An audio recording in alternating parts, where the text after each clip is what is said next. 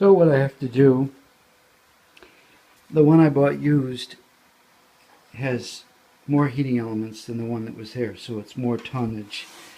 So what I'm going to do is I'm going to switch out the motor. This is the one that's 24 years old, but I've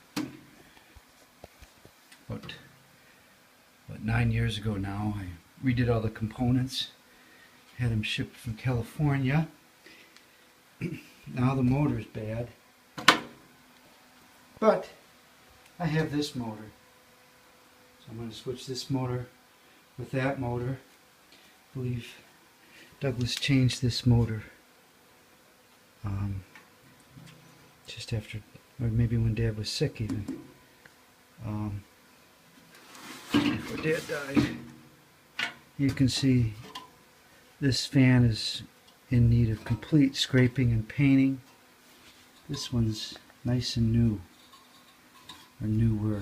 So I'm going to take the fan blade and put it on here. We'll have a new